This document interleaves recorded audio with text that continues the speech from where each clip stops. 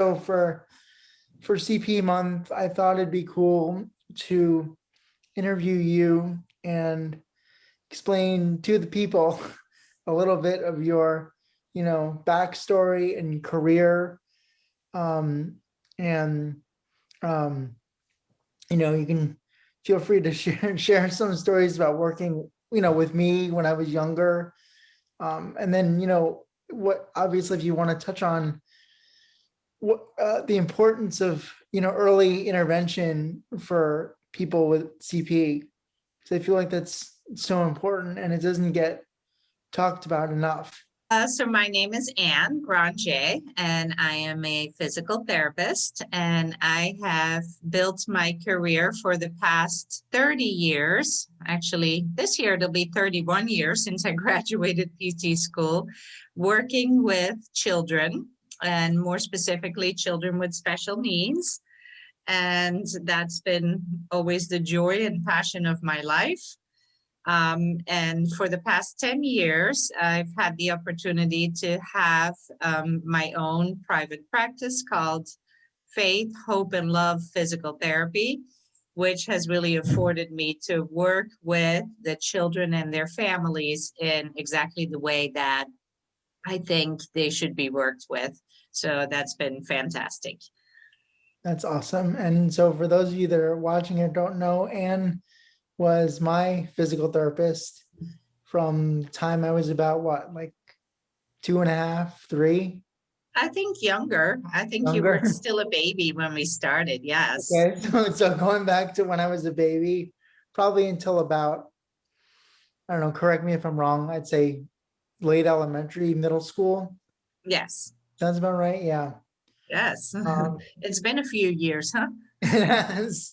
But we've, stayed in touch through Facebook and things like that. But, and you are, definitely responsible for giving me the quote unquote physical platform that I was able to start with. And now as at 25, I can definitely attribute a lot of what I've accomplished from a physical independence standpoint to you. So thank you, first and foremost. And I know you've had a big impact on a lot of kids out there. So thank you. Oh, my pleasure and my honor.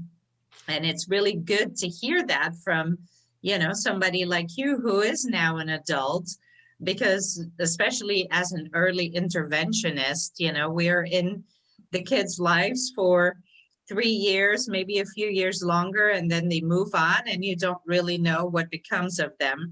So seeing you and the path you've taken in your life and as an adult now, inspiring so many other people and being an advocate for people living with, disabilities or different abilities, it's just, that makes everything I do even more worthwhile, and it's even more gratifying. So thank you. Thank you.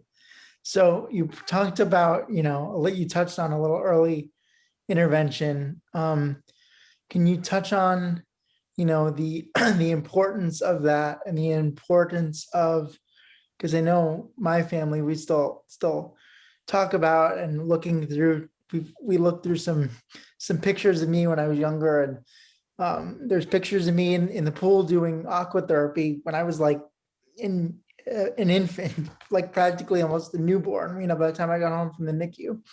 So if you can, talk about the importance of early intervention as pertaining to, physical therapy with CP and the good ramifications that can have.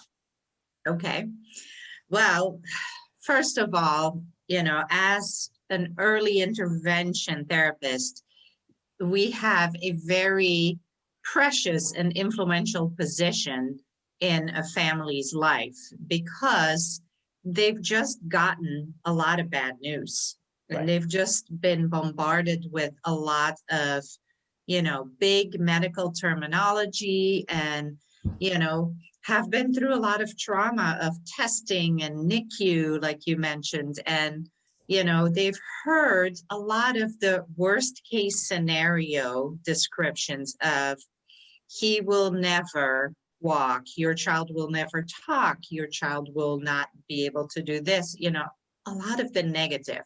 Right. So when we come in to the home or, into the child's life and the family's life, we now have the opportunity to say, okay, so this is the worst case scenario. Thank you very much, medical community. Right. Let's just forget about that and let's start from a positive instead. And let's see what your child likes, what they're interested in, what their strengths are, what makes them tick. And a lot of times families haven't even learned to communicate with their child, especially if they're nonverbal. And so they have no idea really what's going on in that little kid's head. So I always consider it my first and foremost responsibility to help the parents to bond with their child and to learn their language, to learn their speak, to learn Matthew's speak. And to be honest with you, your parents taught me a lot of that because they didn't follow, the whole your kid will never. And they looked at you as a precious miracle baby, which you were. And, we always went from the sky's the limit, which is exactly where we have to start. So from that point of view, my next responsibility as an early interventionist is to coach the families, coach the parents and the caregivers to embed our therapeutic strategies into their everyday life. And early intervention has gone more and more and more into that direction. I can come in as a PT, for 1 hour a week or 2 hours a week and do a lot of therapy. But what happens the rest of the week, right? So we're now helping the caregivers to say, okay, how can we embed or, use this little stretch or this little exercise while we're changing a diaper or while we're feeding or while we're playing or while we're outside. And so we try to help them problem solve with therapy is not a once a day occasion. It's basically an all day go with the flow kind of thing. Right. It's the things that you do outside of, I'm going to say office, because back when I went to you were It was an office, yeah. Yeah. And I remember that whole building very well, believe it or not. Yeah. I do too. With But you in it. exactly. And the long hallway in your office, your room was like the last door at the very end. Yes. Yep. But yeah, it's not just about, the hour or two a week that you put in at PT when you're that young. It's about, what you're doing what the child is doing in their daily life outside of PT to help Yes. reinforce what they're doing with you. And again, like my parents were big, on reinforcing what you showed me and the things that we worked on. And it's funny because I shouldn't say a lot of, but some of the stuff, like the treadmill, I remember when I got older, we did work on the treadmill a little bit as I got older enough, to do that. And the leg lifts and obviously the stretching. I mean, you think when you're that young, you think that, oh, I'm never going to need to do this again. But, pre-COVID, I would be going, to a regular gym, and I would always make it a point to do, the treadmill and stretching and obviously more age appropriate things than like silly putty or something. But you don't Food realize, cookies, right? exactly. And you don't realize, like, when you're that young, like I hated, I hated, you don't like putting in the work because it's exhausting and you're little and you're cranky and, but these are like it was the foundational things that you need to, you're going to have to carry over with you, for the rest of your life. And And I'm sorry to hear that you hated it so no, much, no, no, because I tried to make it fun and I have no, learned a no, lot no, since then. no, no, no, no, no, no. I meant like, I guess I remember certain things that we did. I I dreaded doing physically because it was challenging. Because it was hard. Yeah, Just exactly. like we dreaded at the gym now, right? Exactly. Yes. But looking back, it was such a big routine in my life and such a constant in my life. Um, and yeah, like it was hours and hours of work, and you kind of like you think that like looking back and really thinking back, as we're talking, like I a lot of people now even have that mindset as adults with the gym, with working out, like, what I have now as far as my physical strength is good enough. But it's like you don't, until the more and more you do it and the more and more you inevitably notice improvement, the more you realize like, oh my God, wow, this is really helping. Right.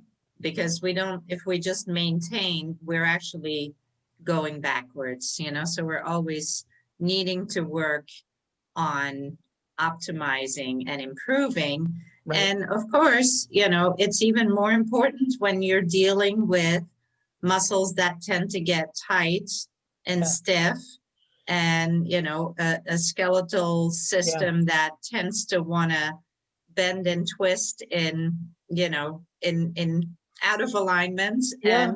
And when you're dealing with the reflexive system that kind of goes into little different directions. And so indeed, in physical therapy, we address so many different of the body systems, between muscles, bones, neurological, reflexive, motor learning, motor planning.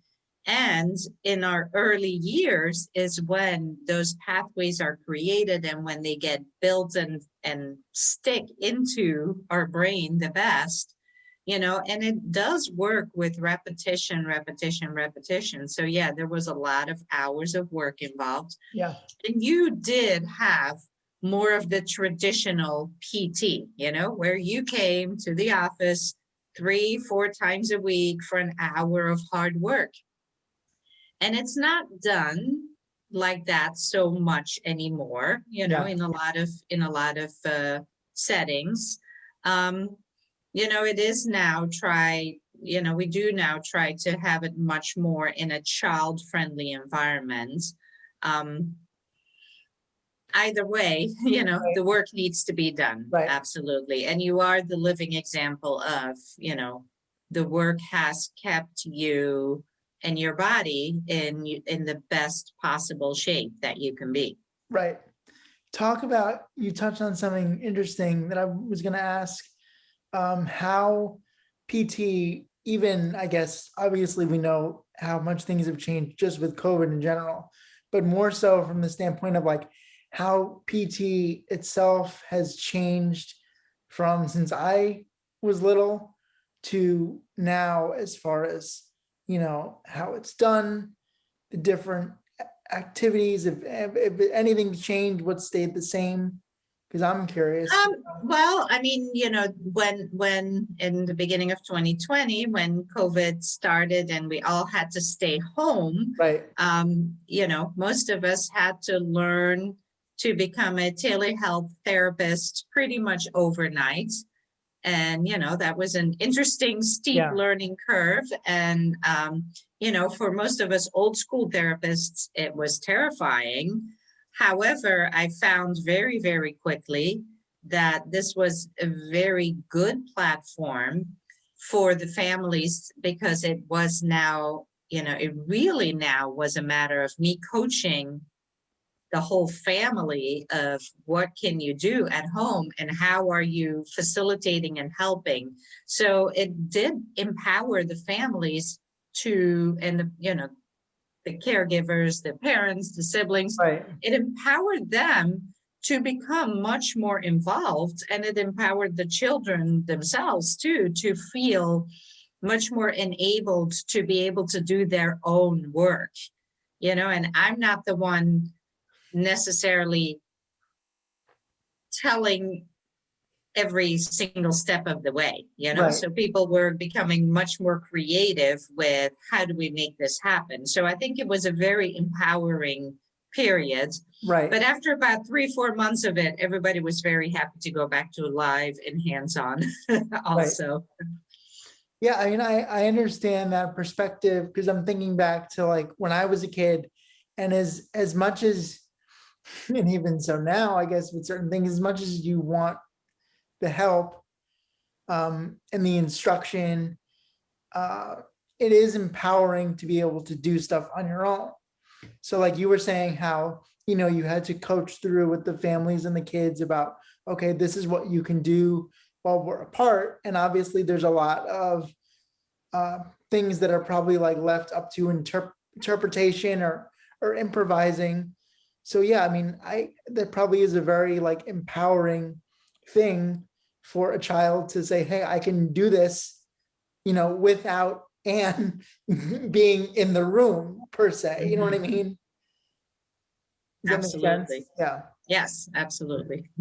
Um, Now what about as far as like, so pre-COVID, but still more like recent times per se, like is it still the same, going into the office 3-4 times a week, or is like the amount of times that people like to go changed, or? Different practices will have different setups, of course, so Right. my setup is to work solely in natural environments. So, pre-COVID, that meant daycares and schools and parks and homes, and Right. now it means mostly homes. Right. But there still are, your therapy gyms that have all the equipment, and there certainly is a place for that as well, just Yeah. like, in the gym, you can do more than you can do at home Right. Oh yeah, absolutely. without your equipment, so Absolutely. there absolutely is a place for both. Right. Right. So talk about also too, if you can, for people that are totally unfamiliar with CP, and how CP and physical therapy correlate, and how physical therapy helps, improve CP over time.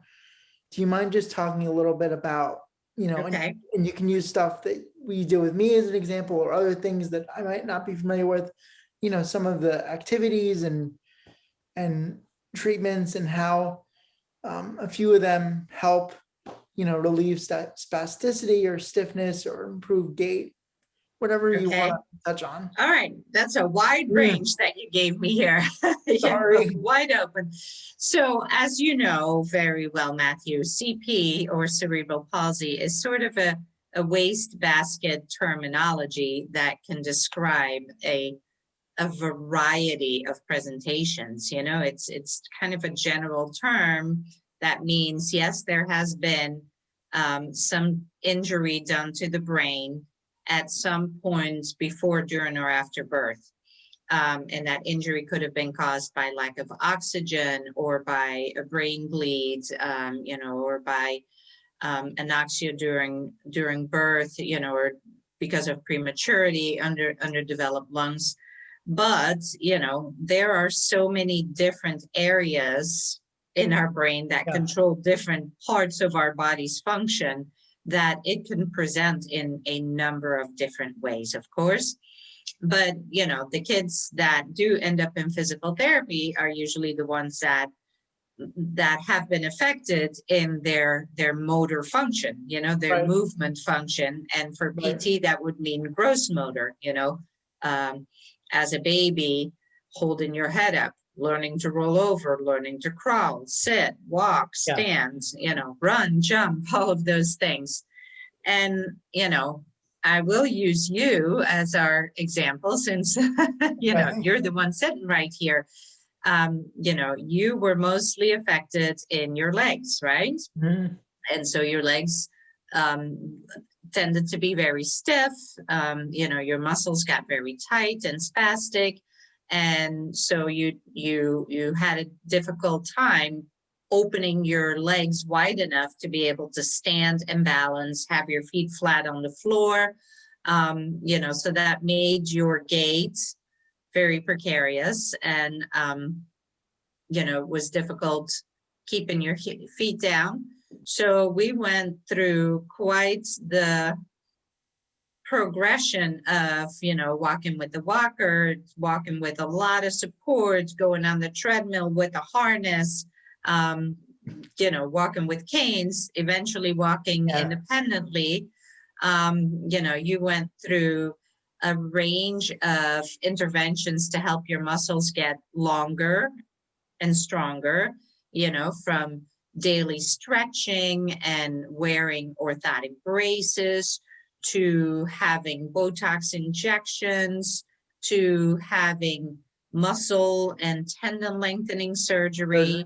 The dorsal rhizotomy. Right? And to even the dorsal rhizotomy, which is more of a central nervous system surgery that sort of interrupts the loop of spasticity. Yes. So, with all that, physical therapy continued to help you get stronger and more endurance and more flexibility, more range of motion, all of those things that are needed to be able to function. Your body has to have the structure in order to be able to function. So there's always a back and forth between work on structure, work on function, work on structure, work on function. If you don't have good structure, you're not going to have good function, right? Right, absolutely. And of course, with kids, we got to make it fun, right? We have to make it motivating. So we did do lots of therapeutic foot cookies. I remember that very well. We did. Which is still in my bag of tricks, because it's a crowd favorite, and it's as simple as, we make with the ball of therapeutic, we step on it with our foot. So we're working on standing balance and separation between the legs. And, So for people that don't know, the foot cookies with the silly putty, that's for balance and keeping so with CP, for me, in my case, for people that don't know, your feet, we don't want to keep our feet apart. We want to keep our feet together, or basically crossed over. Yeah. Like I would sit, it's called scissoring. So I would scissor my legs a lot when I was younger. So having your feet, I guess, on a more of a squishy, imbalanced surface, right, encourages you to use your leg muscles to keep your balance better. Right? I'm just going off theoretically, thinking back. And so it's all indeed about, how do you get those legs to ground against the floor? Right. Because the only way we can stand and walk is if your feet and your legs push off against the floor. But if your legs want to cross over and pull in, they're actually flying away from the floor. So yes, we did use a lot of, moving surfaces and pushing into things to teach your legs that this is how you ground, this is what connecting to the surface feels like. And, we used a variety of things. We had the big therapy balls. We had, lots of obstacle courses, if you remember right. Again, because you were a child, you had to have fun while doing it, because moving is supposed to be fun. Moving isn't supposed to be scary and difficult and painful. Yes. Right. So we built on little bits at a time until your body wasn't seizing in fear, but was going, I got this. I can do this. Yes. And you mentioned something before about how one of the goals of PT is to make the muscles longer and stronger. So like for people that are watching this, say, what do you mean by longer? So, and you feel free to correct me if I missed something, but so spastic diplegic CP, so spasticity is muscle tightness. So when our muscles are contracting, they don't elongate as they should, meaning we have less range of motion. Am I right? Correct. Okay. So so the whole goal of working in PT is to relieve that spasticity and ease that tension. And, one of the big things is increasing range of motion, right? Right. And really underlying to that is, we typically in neurotypical development, we control our posture from our core, from our torso. And so our arms and legs are free to move. However, with cerebral palsy, the core muscles get sort of weak and our core tends to collapse together. And now our arms and our legs become the things that hold us up against gravity. Yes. But when you use something to hold yourself stable, now you can't really move anymore. Right. So we always had to work on, okay, let's get those core muscles to activate, those belly muscles, those back muscles. Let's get them to work together, because sometimes it was, only the front of my body works, but the back of my body doesn't know what to do. Right. For some people, it's quite the opposite. Everything happens behind, but I don't know how to come forward. Yeah. So it's always finding how can we activate the balance on both sides of the body so the core can stay up and the extremities, the arms and the legs, can free up and move and don't have to move become as they should and work as they should. right. And one of the things that I remember working on with you, and people are going to find this, a little funny, is so with CP, we tend to fall a lot. I still fall here and there. But one of the things I remember working on with you was learning to not only keep my balance, but when I did fall, to fall forward. Because obviously we don't want to fall back, because falling back gives us a greater chance of hitting our injury, right? So I do remember, and I guess that goes back to like reteaching our core. Because first, I remember when I was little, like for me, when I'd fall, it was nowhere to go but straight back. Like there was no even like catching myself for balance. Mm-hmm. But one of the things that we worked on was like catching myself, using my core muscles to catch myself, and then, doing like a controlled fall forward to the ground. Mm-hmm. Now it's a little more painful even falling forward than it was when I was little, because your bones are bigger. But yeah, I mean, core and CP is so important. And it's funny because obviously over the past year, I haven't, worked out like I wanted to. I don't think anyone really has, for the most part.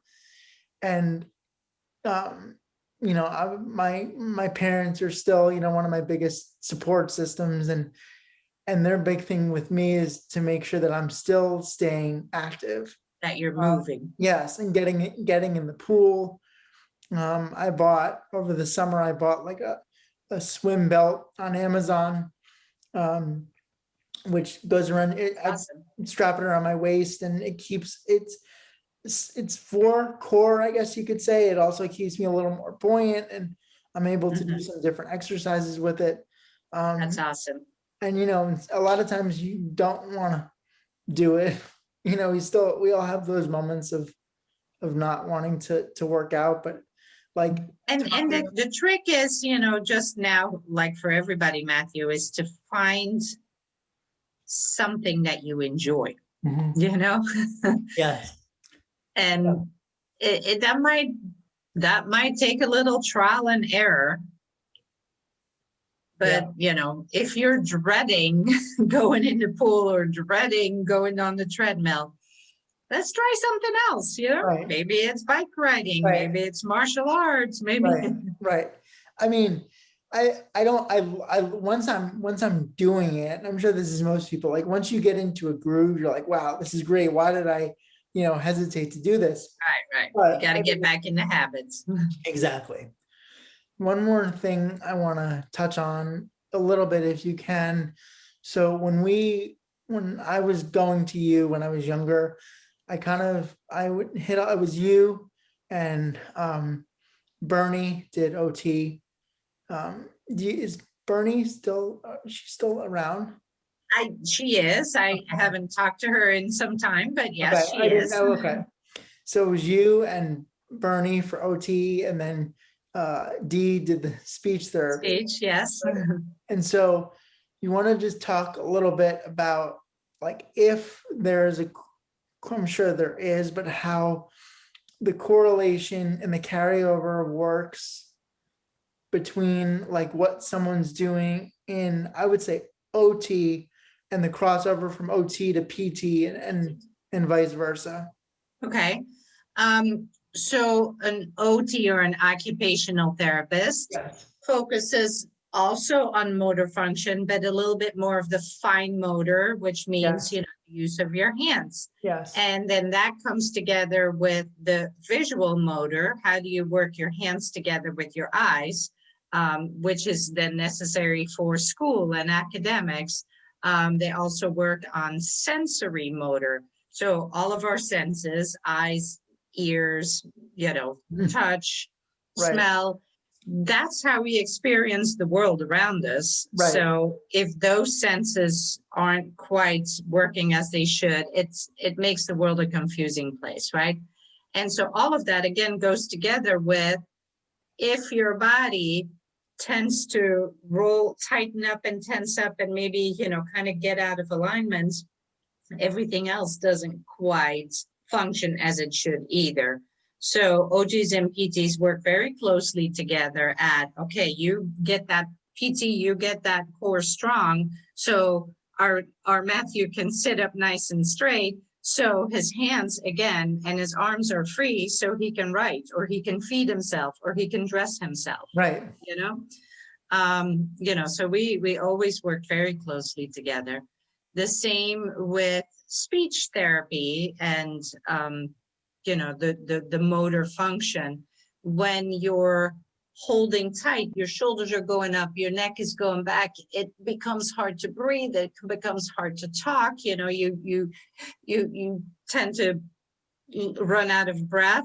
Yeah. And you've done a fantastic job, because that used to be one of your hardest things, right? Was to be able to speak a sentence and breathe. And a lot of times I would speak, and I still do it now sometimes, but I speak and, like, I don't know. You run out of air. I run out of air and I don't say it right. And it's kind of funny the way our brain connects things. I don't know if this is coincidental or not, but for years, whenever I would do typing on the computer, I would never put a period at the end of a sentence. I guess, like, I spoke the same way. You wrote the way you spoke. Period on the sentence. I don't know. Yep, that makes sense. Yeah, but there's such a big correlation between OT and PT. And I remember, like, one of the biggest things I struggled with in OT that I remember vividly was Bernie had an extra shoe that she'd put on the table, and she'd asked me to try tying it. And obviously I never could tie that shoe. And I remember it so vividly because it's like, it's a big full-size adult shoe. And, like, here I am, this little kid with these little hands trying to tie these laces. And that was the beginning of your claim to fame. Look at that. really was the beginning of, I planted the seed, absolutely, for later in life. But so I think we can say safely for now, most OTs can ditch the shoe with the shoelaces. Yeah. It's incredible. And but those are things that always, like, stick with me. And it is funny, and it's true, like, that's the one thing with Bernie that I never even, like, got close. Like, I could barely even make, like, a bunny ear. It's just really funny how things work out. Yes, happen. That's amazing.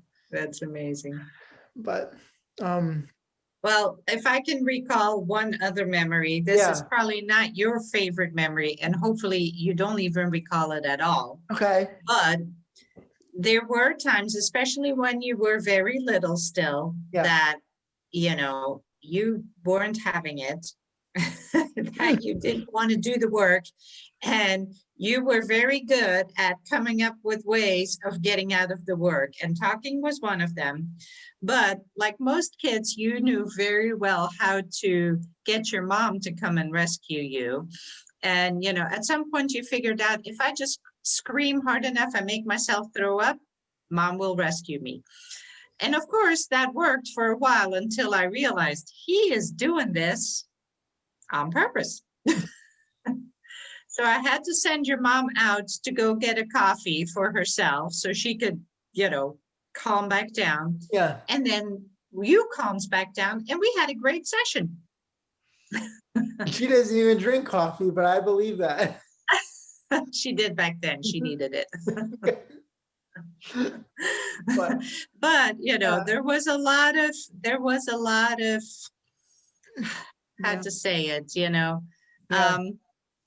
You know, you and your mom were super close, Yeah, but it was when we are you had to break away a little Yeah. bit that you actually Yeah. started realizing I Yeah. can do this, you know? There's a lot of, and that I think about that time in my life, you know, when you talked about not only the PT and the OT, but the surgeries and the Botox and the dorsal and the hamstring and the heel core lengthening. I mean, I only remember probably like, you know, 20% of all of it combined. But, you know, it's It such was a lot. it's a lot. It's a traumatic thing for a It kid is. to go through. And from like, you know, newborn, being born the way I was born, you know, 2 months premature, really sick and the whole thing. And up until like, I think 6 or 5 or 6 was like around roughly like my time of my last surgery. So from then to then, it was just, you know, nonstop, like a bull rush of stuff. And I'm not making excuses for that's why, but you know, No, really, no. I mean, you you know, had every right, right.